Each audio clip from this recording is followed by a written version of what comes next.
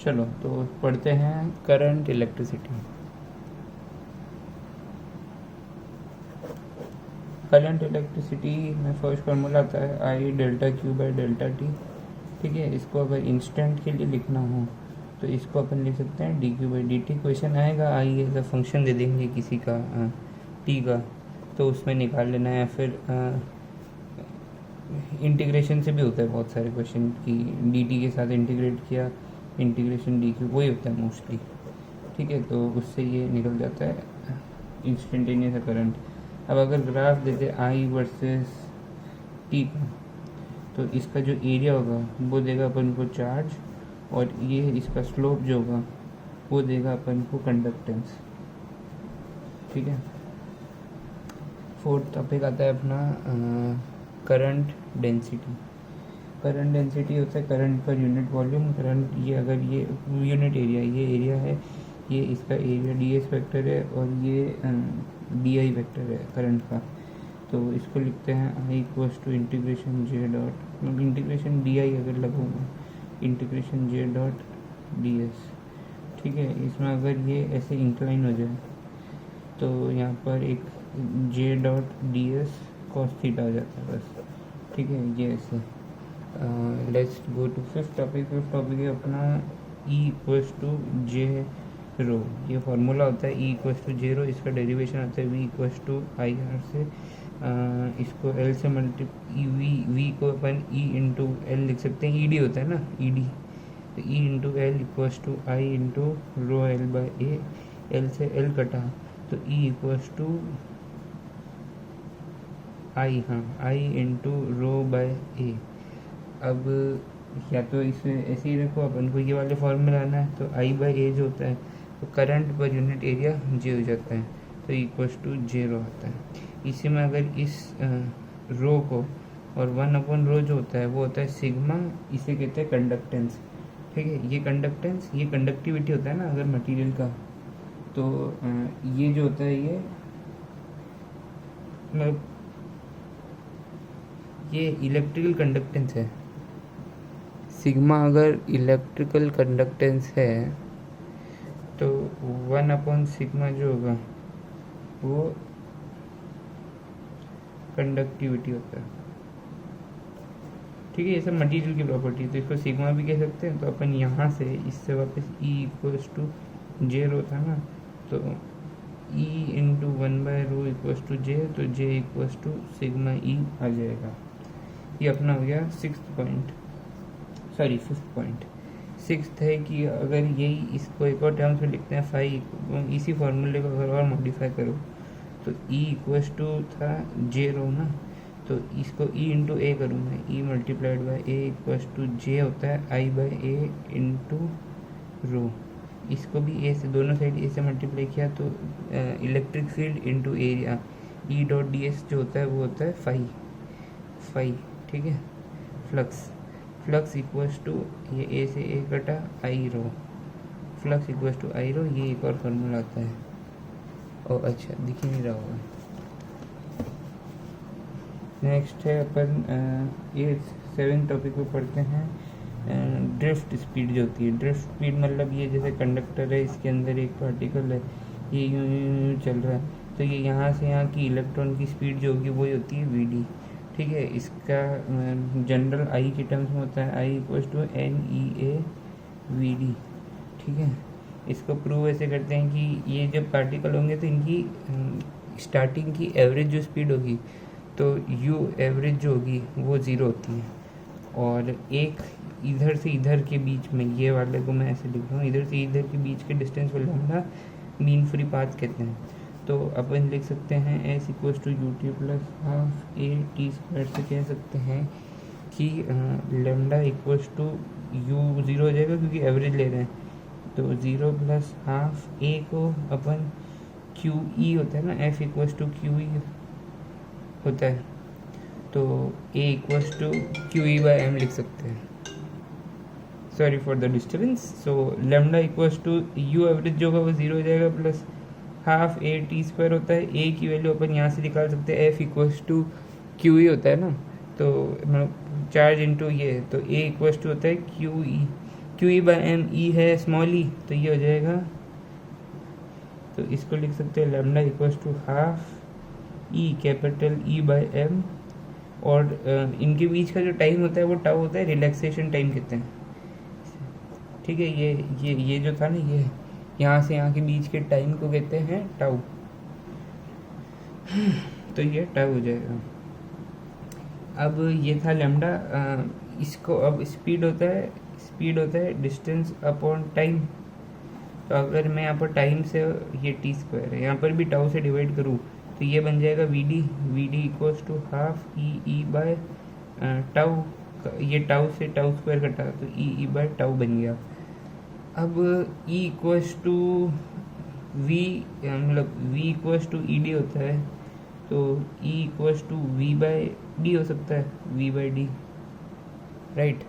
तो मैं इसको वी डी को लिख सकता हूँ half E V by L tau, ये वोल्टेज है, ये ड्रिफ्ट स्पीड है, ठीक है। तो ई बाय एम भी होगा, तो फाइनली बना वी इक्वल्स टू 2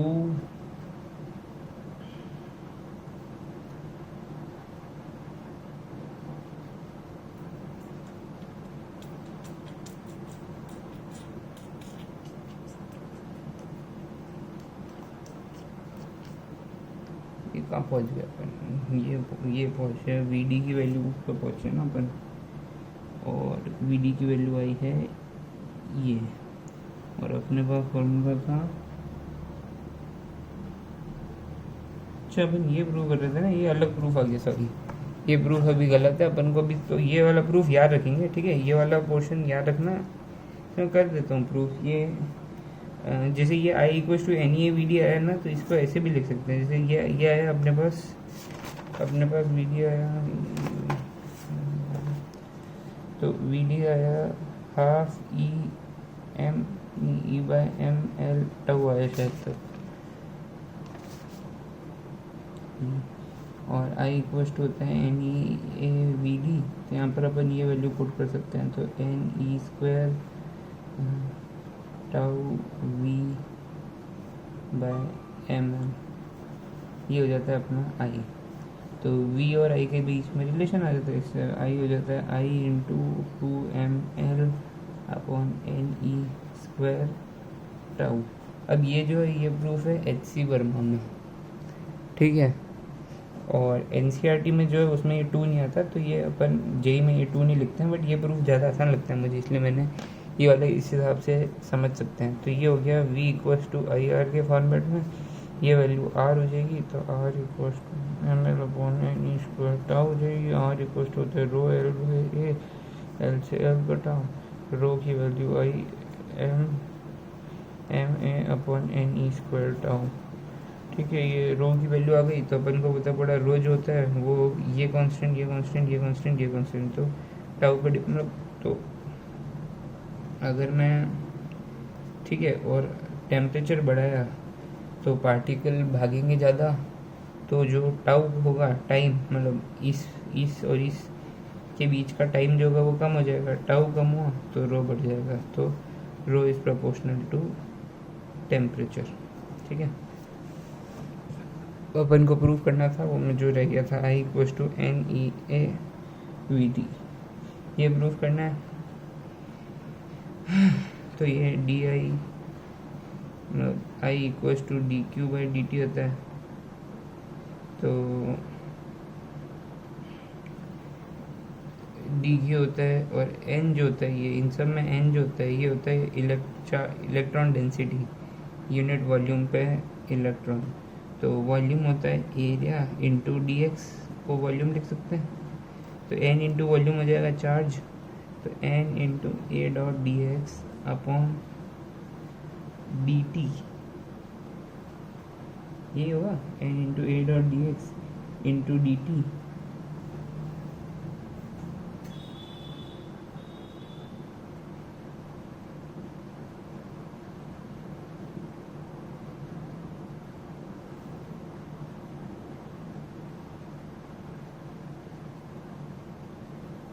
और ये फॉर 1.6 इंटू 10⁻19 इलेक्ट्रॉन के लिए होगा, तो यहाँ पर ई भी आ जाएगा।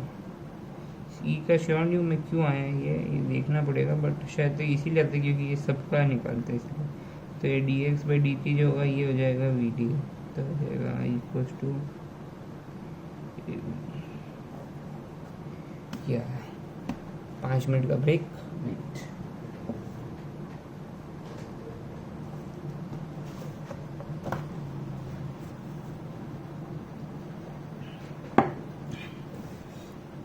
ठीक है, तो ये सब हो गया। अब पढ़ते हैं 11 टॉपिक पे। 11 है 1/r equals to g।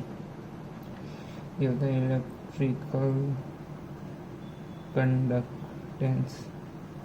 Electrical conductance होता है, ठीक है, और 1/ρ जो होता है वो सिग्मा होता है। ये कंडक्टिविटी होता है, ये बता दिया शायद से मैंने, है ना, ये कंडक्टिविटी होता है।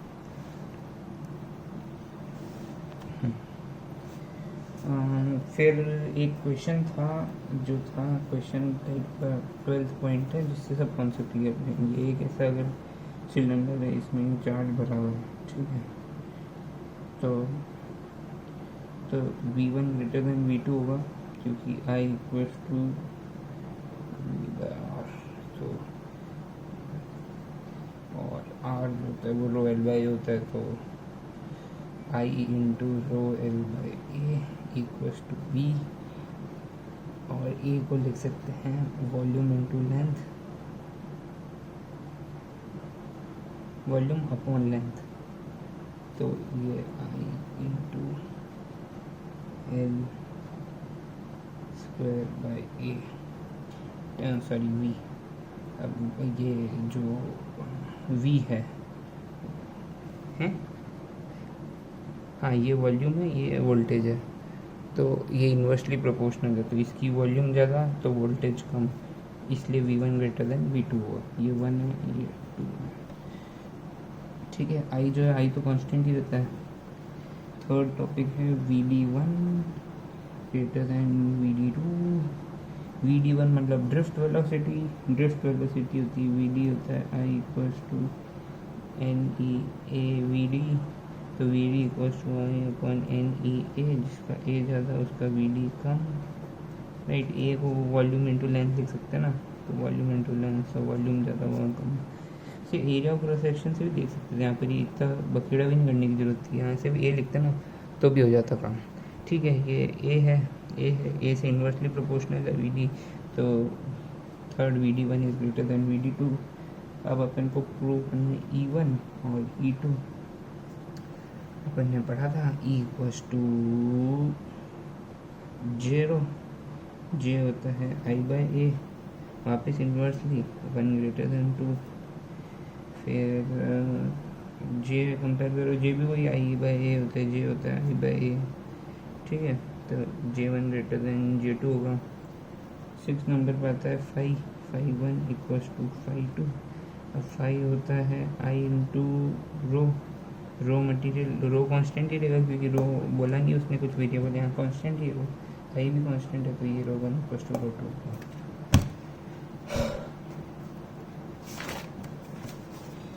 अब क्या होता है कि जैसे ये एक कंडक्टर है और इसमें चार्ज भरा हुआ है, इसमें कहा कि रो जो है वो एज अ फंक्शन ऑफ दिया हुआ है रो नॉट एक्स स्क्वायर का फंक्शन है, मतलब यहाँ से इस डिस्टेंस का फंक्शन है।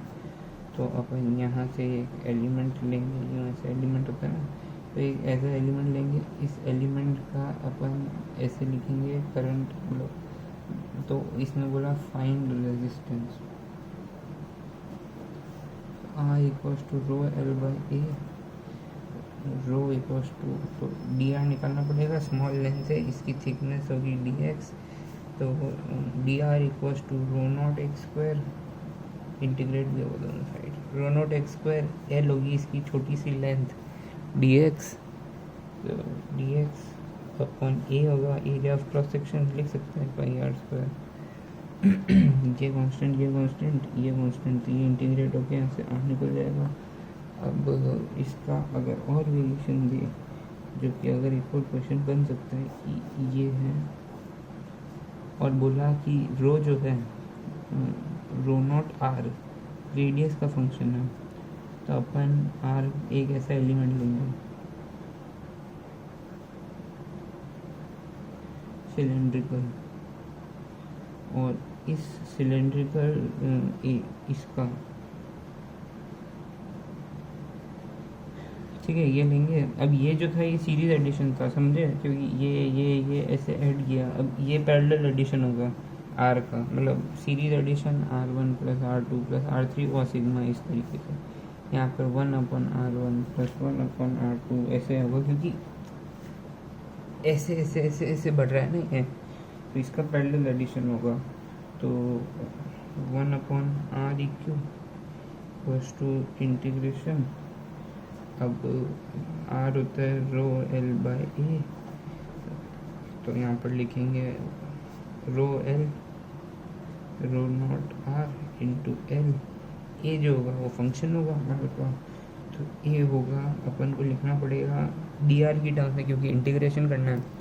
तो इसका वॉल्यूम, सॉरी एरिया होता है सरफेस एरिया इंटू लेंथ कर दूंगा, तो एरिया आ जाएगा ना वही सरकमफेरेंस 2πr इंटू आर कर दूँ तो πr स्क्वायर हो जाता है। हाँ, तो 2πr dr ये एरिया हो गया, मतलब सरफेस एरिया इनटू जो भी इसकी लेंथ है, तो ये एरिया हो गया। इसको इंटीग्रेट करेंगे तो आर इक्वलेंट आ जाएगा। Wait a minute. सो अब अगले पॉइंट पे बढ़ते हैं, 15th पॉइंट।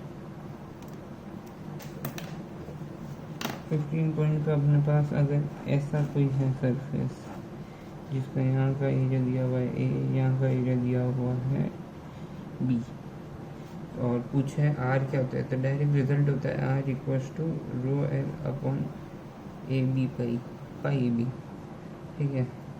और प्रूफ जानना है, ऐसे कोई काम का नहीं प्रूफ, पर फिर भी जान लो। ये जैसे ये लेंथ एल है, तो एल लेंथ में ये जो रेडियस चेंज इन रेडियस आया वो आया बी माइनस ए, तो पर यूनिट में आएगा B minus A upon L. तो अगर मैं यहाँ से एक एक्स डिस्टेंस पे जाऊँ तो एल आएगा, मतलब एक्स डिस्टेंस पे आएगा B minus A upon L into X, यही आएगा, है ना, ये आएगा। बस बाहर निकालना, R equals to rho L by A, rho constant A का sorry rho constant L constant, A variable होगा, ए होता है पाई आर स्क्वायर, ये आर की वैल्यू एक्स के पुट करो, इंटीग्रेट करो, आंसर निकालो, खत्म। इसमें एक और एक क्वेश्चन बनता है जो अच्छा बनता है 16th पॉइंट की, जैसे एक ऐसा दे दिया अपन को, ऐसा एक मटेरियल है, ठीक है, ये ऐसा ऐसा मतलब यूँ सॉलिड है, ठीक है, समझ जाओ, मतलब कि ये ऐसा सॉलिड टाइप का है, ये सॉलिड है,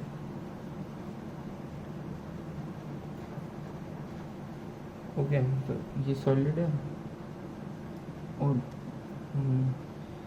ये लेंथ है ए, ये लेंथ है बी।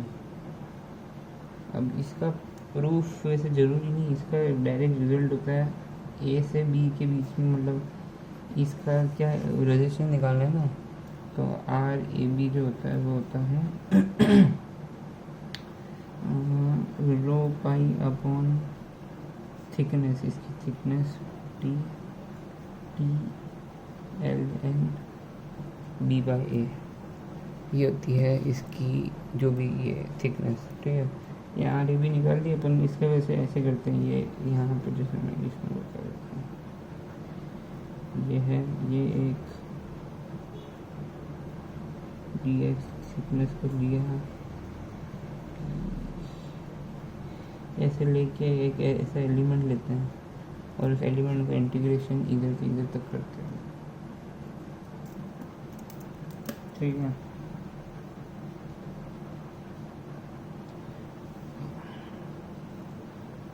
सेवेंटीन टॉपिक है वेरिएशन।